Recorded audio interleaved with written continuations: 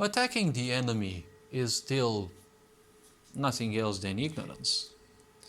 Now, this was something that I woke up with today, this morning actually. I don't know what it was, but it felt so pressing. I don't remember what I dreamt of. Usually, I don't take my dreams that seriously into account. But to put it simply, I've had this idea, right? Attacking the enemy is still part of ignorance. Now, we don't necessarily want to embrace the enemy as something, right? As a representative of something that we don't like. If we are to live or accept a life of impulse, anything that we don't like automatically is the enemy. We don't like something, it automatically is disgusting, right? It has to be eliminated from our field of view, from our field of perception. But anything that we don't like, anything that we don't find as comfortable, is technically that which will lead us to our own enlightenment, right? Because if we like something or we don't like something, in the end, isn't that a kind of a bondage? I'm just asking. Because when you like something, you like a piece of music, you like something, that's a bit, in a way, like bondage, right? You're creating a link towards something and you're constantly giving it some energy. When you like a certain song that much, you're always gonna think about it, right? So when you say you can't take your mind off of something, that is a sort of slavery, right? When you don't like something, it is exactly the same thing. Because ultimately, liking or not liking something is technically the same thing. The point is, they are both acceptance. How can you not like something without accepting it? If you haven't accepted something into your awareness, you simply cannot like it or not like it, right? You simply like something or you don't like something that you have accepted, something that you already know in your life, right? Something that already exists in your level of perception. Because if the truth is beyond someone's capability to comprehend, it is simply not to be grasped. They cannot simply comprehend it, they cannot simply understand it. So, technically, if we are to think about this directly, well, they won't simply embrace it. They can't like it, they can't like it, right? Well, at the same time, if they are somewhat aware of it, right, but it doesn't make them feel well, they obviously will run away from it, right? Like many people run away from the truth because they're not yet capable or willing to accept it. At the same time, they are running from something, but running away from something means that it already is, at least to a certain degree, in their level of awareness. Like, if you take people with a low self esteem, to them, success will always be something that's intimidating because they finally see themselves in a place of power, in a place they've never imagined themselves to be. So, when someone thinks about this, well, that's gonna be a bad thing, right? It's gonna change their comfort zone. When people are embracing the comfort zone of suffering, it's always going to be a problem to them because, well, when they see themselves in a different position, it's not going to be the same. So it's always going to be a bit fearful, right? It's going to be fear inducing. Fear, again, is a type of bondage. Fear is the creation of the mind. Now, fear also exists based on your own perception.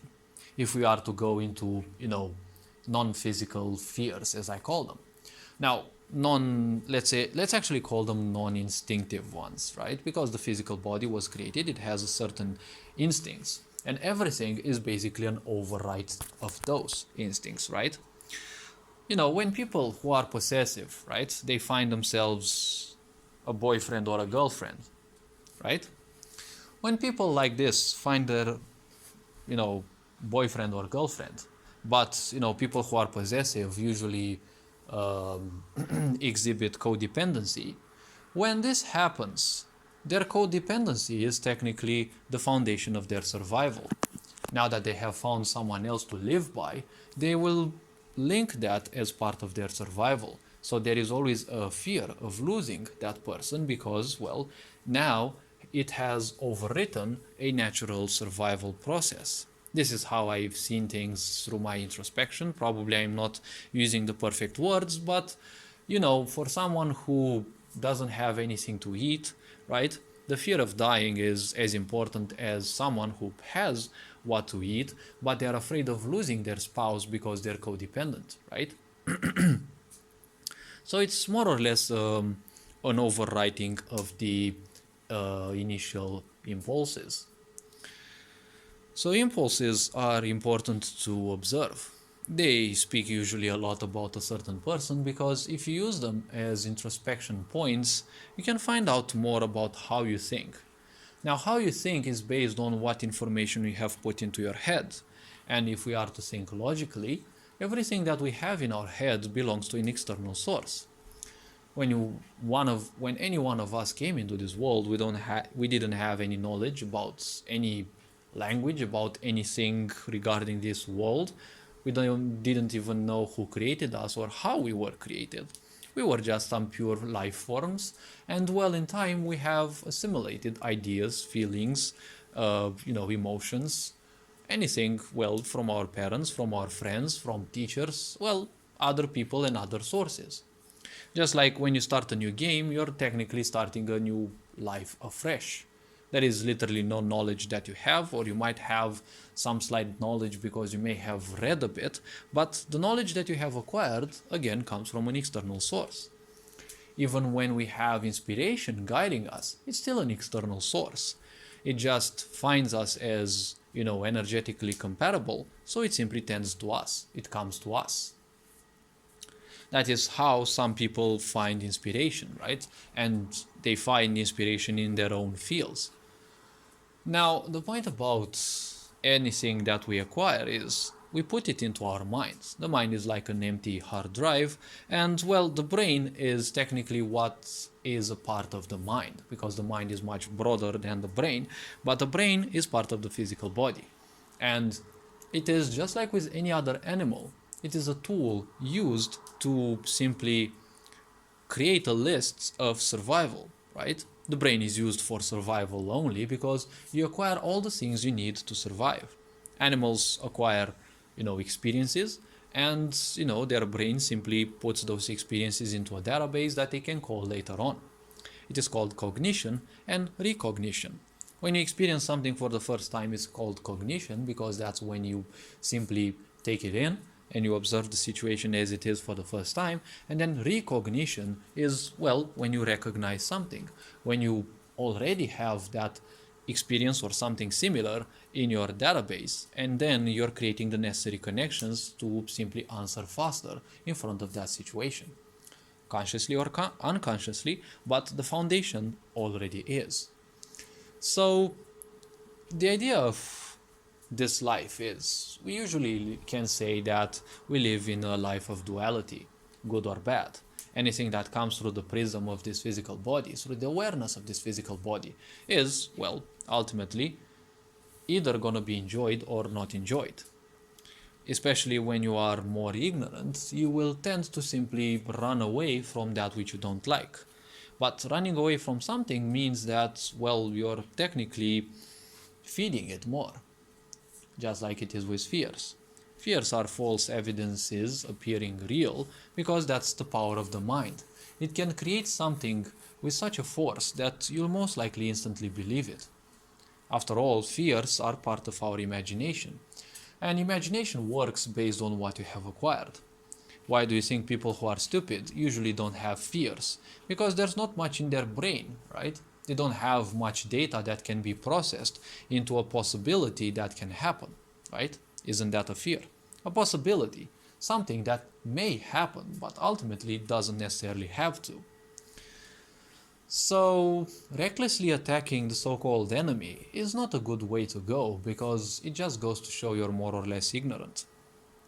It goes to show that this world has been too much founded on this idea of male energy, on this idea of conquest, instead of simply inclusion. When one learns to include the things into the things in their mind, because technically when you run away from something, when you disallow certain thoughts from going to your mind, through your mind, you're creating fracture, right? Fracturing is, well, more or less like cancer. Because cancer means a small part of you turns against you. And we kind of all go through a form of that, hopefully not the physical version, right? The physical version or the medical version, right, is usually the last one to appear.